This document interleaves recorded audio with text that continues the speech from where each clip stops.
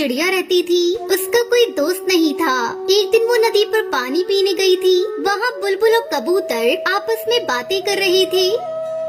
भैया, मुझे भी अपना दोस्त बना लो, मेरा कोई दोस्त नहीं है। चल भाग यहाँ से। बड़ी आई हमसे दोस्ती करने। तुम्हारी दोस्ती हम लोगों से नहीं हो सकती। तू मनहूस है। मनहूस, तूने अपने माँ बाप को खा लिया। तेरी दोस्ती के चक्कर में हम भी मारे जाएंगे। चलो बुलबुल यहाँ से कहीं और चलते हैं। मेरा कोई दोस्त नहीं है, मुझसे कोई दोस्ती करना नहीं चाहता है। तभी एक बिल्ली अपने दो बच्चों के साथ वहाँ आती है।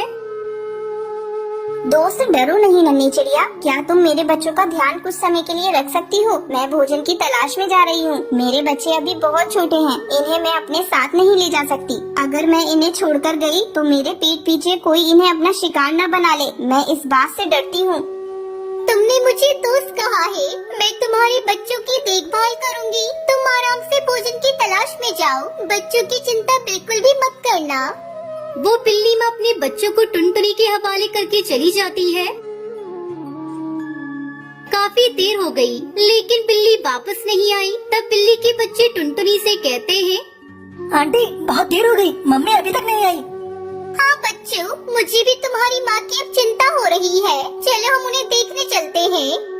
टुनटुनी और बिल्ली के बच्चे अपनी माँ को ढूंढने लगते हैं। तभी बिल्ली का एक बच्चा चिल्लाता है, आंटी जल्दी आओ, ये देखो यहाँ हमारी मम्मा के पैर के निशान है और खून पड़ा है। किसी ने हमारी मम्मा को मार डाला। दोनों बच्चे फूट फूट कर रोने लगते हैं। तभी टुनटुनी उनसे कहती है, बच्चों मत रो, आज से तुम दोनों मुझे अपनी माँ समझो। वैसे भी तुम दोनों के सिवा मेरा इस दुनिया में कोई नहीं। हम दोनों एक दूसरे का सहारा बनेंगे।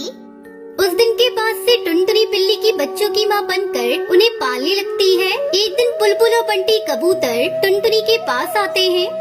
अरे मूर्ख चिड़िया, अपने दुश्मनों को साथ लेकर घूम रही हो। इन बिल्ली के बच्चों को अपने साथ क्यों रखा है? जब ये बड़े हो जाएंगे ना तो तुम्हें ही अपना निवाला बनाएंगे।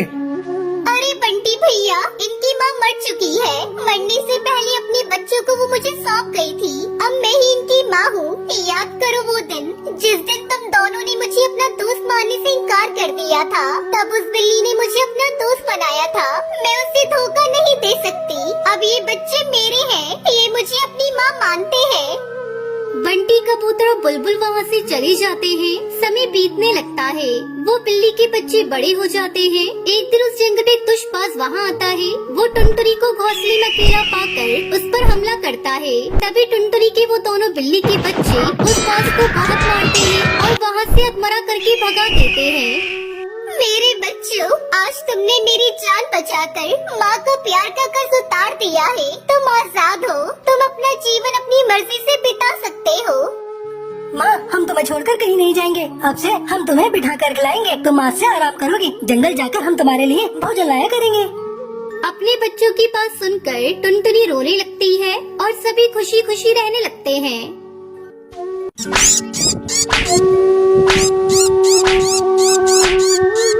एक घने जंगल में टोनी अपनी बेटी टुनटुनी के साथ रहती थी। एक दिन टोनी की बहन की मौत लंबी बीमारी से हो जाती है। तब टोनी अपनी बहन के घर जाती है। माँ, मुझे छोड़कर तुम कहाँ चली गई माँ? मैं अब किसके सहारे रहूंगी माँ? अच्छा होता आप मुझे भी अपने साथ ले गई होती। बेटा, तू अकेली नहीं है। आज से मैं तेरी माँ हूँ। मैं तुझे अपने घर लेकर चलूंगी। टोनी चिंकी को लेकर अपने घर आती है। बेटा, तू किसी भी चीज की चिंता मत करना। यहाँ तेरी बहन टुनटुनी भी है। तुम दोनों साथ साथ रहना। मैं तुम्हारा दाखिला भी टुनटुनी के स्कूल में करा दूंगी। हाँ चिंकी, तुम चिंता मत करना। मैं टुनटुनी तुम्हारी बहन हूँ। आज से मैं भी तुम्हारा ध्यान रखूंगी।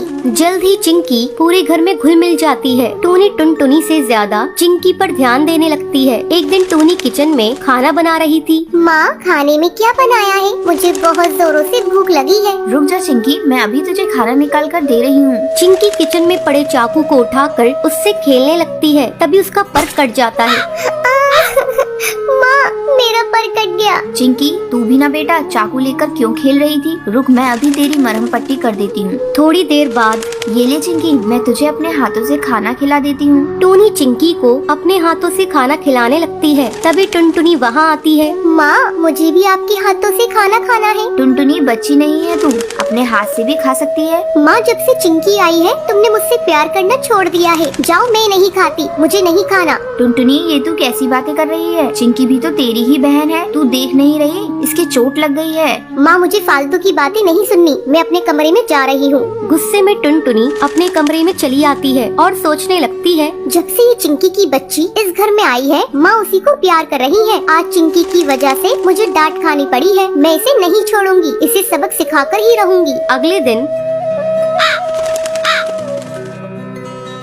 टुनटुनी, तू चिंकी को अपने साथ स्कूल ले जा। मैंने तेरा और चिंकी का टिफिन पैक कर दिया है। स्कूल में लंच होगा तो तू भी चिंकी को खिला देना। ठीक है माँ। टुनटुनी चिंकी को रेलवे ट्रैक से स्कूल ले आती है।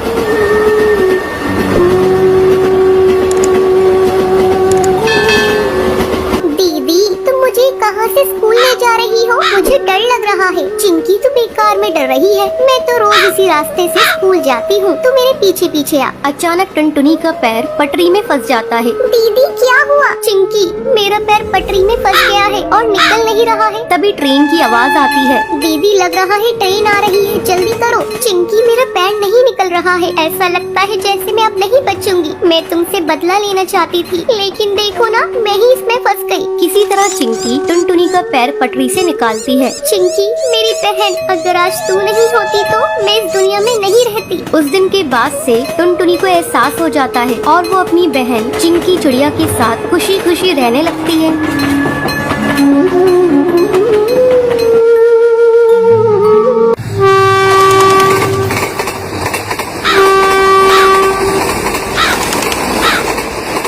शिमला के जंगल में टुनटुनी चिड़िया अपने पति कालू कौवे के साथ रहती थी। कालू कौवे ने टुनटुनी से प्रेम विवाह किया था, जिसके चलते उनके घर वालों ने अपने घर से निकाल चुके थे। अब हम लोग कहाँ जाएंगे जी? हमारे घर वालों ने तो हमें घर से बाहर निकाल दिया। आपके पास तो अभी कोई काम भी नहीं है। कहाँ रहेंगे हम लोग और क्या खाएंगे? अरे पगली, इतना बड़ा ये जंगल है, कहीं न कहीं हमें काम मिल ही जाएगा। और रहने के लिए मैं कोई किराए का घर देखता हूँ। जब मैं कमाने लगूंगा तो अपना घर भी बना लेंगे। अब चलो यहाँ से चलते हैं, पहले हम रहने का आसरा ढूंढते हैं। दोनों पति पत्नी जंगल के मुखिया चील के पास पहुँचते हैं और उससे रहने के लिए एक किराए का घर ले लेते हैं। चलो, अब रहने का इंतजाम हो गया। मैं घर को सजाती हूँ, तुम जाकर कहीं काम ढूंढो और आते समय राशन लेते आना। अच्छा भाग्यवान, मैं जाता हूँ, तुम अपना ध्यान रखना। इतना कहकर कालू कौवा काम तलाश करने चला जाता है। बहुत कोशिश करने पर उसे एक जगह काम मिल जाता है। शाम को राशन लेकर कालू कौवा जब घर लौटता है। आप आ गए जी, जल्दी लाओ राशन, मैं भोजन बनाती हूँ। मुझे बहुत जोरों से भूख लगी है।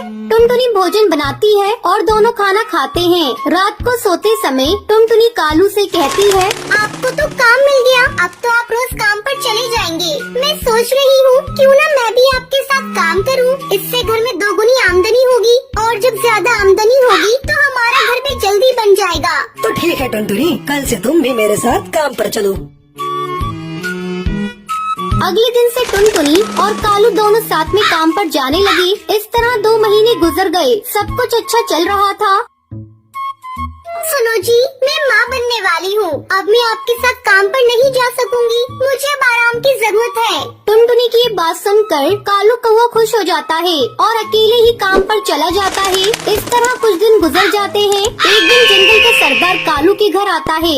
कालू, अरे ओ कालू, जल्दी घर से बाहर निकल, मुझे तुझसे बहुत जरूरी बातें करनी है। मुखिया की आवाज सुनकर टुनटुनी चिड़िया घर से बाहर निकलती है। मुखिया जी, क्या बात है? आपको जो कहना है मुझसे कहिए। कालू तो काम पर गए हैं। जब कालू घर आ जाए तो उसे बता देना, इस महीने से घर का किराया दुगुना लगेगा। रहना है तो दुगुना किराया देना पड़ेगा। इतना कहकर मुखिया वहाँ से चला जाता है। शाम को टुनटुनी ये बात कालू को बताती है। अब क्या होगा जी? वैसे भी आजकल मैं काम पर नहीं जा रही हूँ, कमाई भी बहुत कम हो रही है। दुगना किराया हम लोग कैसे देंगे? कुछ ही दिनों में अपना बच्चा भी आने वाला है, उसे लेकर हम कहाँ कहाँ ठोकरें खाते फिरेंगे। मेरा तो दिमाग काम करना बंद कर दिया है। एक बार फिर से हम लोग बेघर हो जाएंगे। टुनटुनी, तुम माँ बनने वाली है, तो इतना चिंता मत किया कर। तेरे और बच्चे दोनों के सेहत के लिए अच्छा नहीं होगा। रात हो गई है, कल सोचेंगे क्या करना है। फिर दोनों पति पत्नी सो जाते हैं। अगली सुबह कालू काम पर जा रहा था। वो उस समय बहुत परेशान था। उसे कुछ समझ में नहीं आ रहा था कि अब वो अपनी पत्नी को लेकर कहाँ जाएगा। इसी परेशानी में कालू कौआ अपना रास्ता भटक जाता है और एक पुरानी रेल की पटरियों के पास आ जाता है। अरे ये क्या, मैं तो अपना रास्ता भटक गया। थोड़ी देर आराम कर लेता हूँ, फिर आगे चलता हूँ। ऐसा सोचकर कालू कौआ एक पुरानी खंडर पड़ी रेल के डिब्बे के अंदर जाकर बैठ जाता है। उस रेल के डिब्बे की हालत खराब होने के कारण वो अब इंसानों के इस्तेमाल में नहीं थी। अरे ये रेल डब्बा तो बहुत पुराना है और बिल्कुल खाली पड़ा है। क्यों ना हम लोग इसी में अपना घर बना कर रहे। मैं अभी जाकर टुनटुनी को बताऊंगा। फिर कालू कौआ वहाँ से खुशी खुशी चला जाता है। शाम को जब वो घर लौटता है तो टुनटुनी को रेल के डिब्बे वाली बात बताता है। अगले दिन वो टुनटुनी और अपने सामान को लेकर उस डिब्बे के पास आता है। फिर दोनों पति पत्नी उस रेल के डिब्बे में घर बनाकर रहने लगते हैं।